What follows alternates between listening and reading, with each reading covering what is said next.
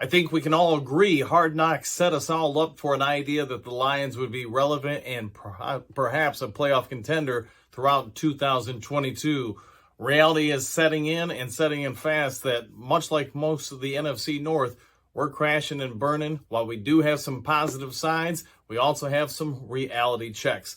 Let's get into that and maybe just a little bit more in today's overreaction version of Lions Talk Live.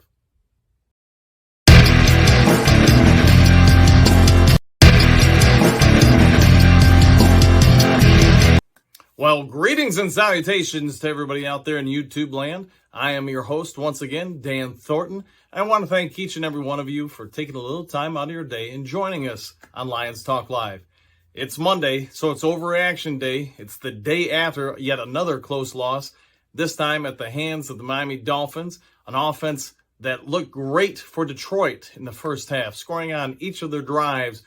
Couldn't really do anything in the second half. I mean, they moved the ball here and there every once in a while, but when they weren't making penalties, they were dropping passes, and then a questionable 4th and 2 call. Somebody dialed up a long pass into the end zone. Who are you going to blame? Ben Johnson, Jared Goff, or the guy in the stands? I don't know, but it is what it is. We're 1-6, and we've got the number 1 draft pick in all the NFL draft next year locked up at the moment. With that being said, thanks to the Rams not having a great year, Detroit is standing and looking at having 2 top 15 draft picks. That's at least something to look forward to. All right, so let's get on to a couple topics. Where do we go from here? We got the Green Bay Packers in our next game. They're also struggling, but I think it would be cautiously optimistic to expect this defense to rise from the grave and really shut down Aaron Rodgers. Say what you want about him and the Green Bay Packers this year, but let's be fair. They're still Green Bay. He still owned us over the last decade plus, and their strength, their offense, is going right at a major weakness of ours in the defense. So, with that being said, like we were talking about, where do we go from here? I think I'm just offering my thoughts here. Amani Oruwariye is, for whatever reason, he's regressed terribly so this year. The question is, I'm going to put out to each and every one of you, is it his fault? Is it the scheme's fault? Because that's the thing I can answer. Is he all of a sudden become that bad a corner, or is he just being put in a situation that isn't advantageous?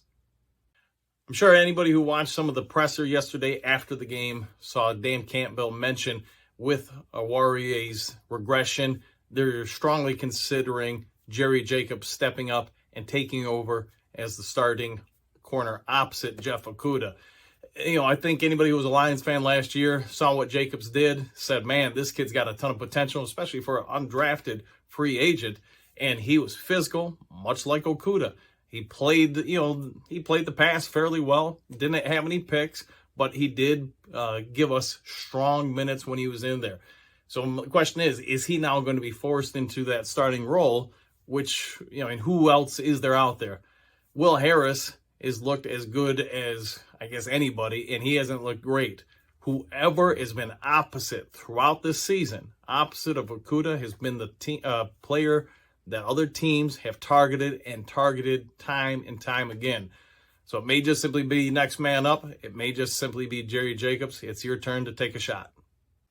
With that being said, I don't normally get into the trade talks or anything of that sort, but here is some conversations. There are speculations going around in Detroit about TJ Hockenson being a potential trade candidate. Am I in favor of it? I'm indifferent. It depends on what we would get for him.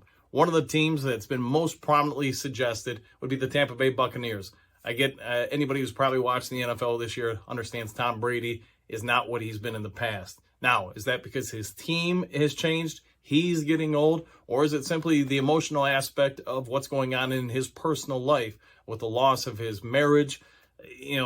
That's going to have a hard mental impact on anybody. I don't wish it on anybody. But the fact of the matter is their tight end position, just from a football standpoint, has not been there. And he is somebody who traditionally does look for tight ends to, get him into his groove with things. So if TJ Hockenson is going to go somewhere, Tampa Bay would be one of the more likely situations.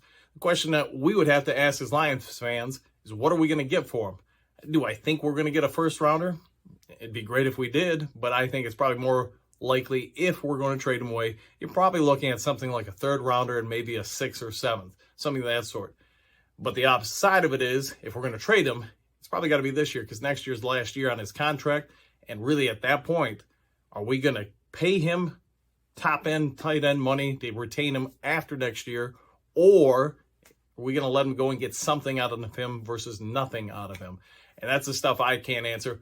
I would say this: I'd be in favor of trading him. I'd be in favor of saying, hey, Mitchell, the rookie this year who's finally getting healthy, let's see what you got. It's not that I think Hawkinson's bad, but do I think he's going to be worth paying top 5 tight end money in all the NFL? At least how we're utilizing him right now in his production, I'd say no, that's probably not an option. Moving on to some other topics, we talked a little bit about it in the start, how now we have 2 first-round draft picks in the top 15 currently as it stands. Where will we be at the end of the year?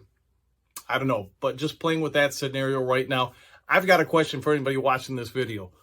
If we maintain, and let's just say we finish, with the first overall pick and the 15th pick in the first round, what positions do you feel we need to target? Do we need to get a new quarterback? Do we need to put both of those first round picks into the defense? Do we go another wide receiver and offensive lineman? Whatever the situations are, I'm curious to see what you are thinking. What are your thoughts? My thoughts, personally, I think next year, being the 3rd year of this regime, they've got to win or they're all going home. And by going home, I mean they're getting fired. So I don't think a quarterback's in play. So if we need more playmakers on both sides of the ball, it's my anticipation we're going to have to look at something on offense, and we're going to obviously have to address the D. It'd be my hope that if in my scenario I'm laying out, we get another, fantastic trade option for the number 1 pick. Trade down a bit, maybe 5, 6 spots, somebody who needs a quarterback and is willing to give him time to develop. If we can do that and get, say, 2 first-round picks or a first, a second, and a third, whatever the situation may be, our first pick, number 5 or 6 overall, we spend on either a corner or a receiver. The second pick, if we went corner or receiver on the first, then we're going the opposite in the next. Second round, probably some linebacker help. Third round, who knows at that point? You're filling out positions. It's just, obviously, we're going to have a ton of rookie starters from this year's class. We've got a couple from 2021. It's my hope we progress enough where next year's draft, you don't have 5 people who are rookies starting. So let's assume a quarterback, just in my scenario, isn't in play. The first thing everybody's going to want to know is why. And here's my answer. Unless that rookie just happens to be the 1% that actually thrives and just leads this team to the promised land, I'm going to play the math and say 99% of all quarterbacks when they're drafted need a couple years to develop. They don't happen overnight. And if that regime next year has to win now in 2023, they probably are aware of the fact that that first round pick, if it is a quarterback, isn't helping them keep their job. So that's why I think Goff is probably safe unless you can wrangle in another experienced and better quarterback. So what do you do with those 2 first round picks? It's my belief you got to go another corner and another receiver. Today's NFL, like we're seeing, I think we've got some good players on offense, but not players that are difference makers. Jameson Williams may indeed be that difference maker. Swift, if he can stay healthy, may be. But the rest of the players just aren't difference makers. All right, well, I'm not going to stay very long today. It is what it is. The Lions have lost another close game.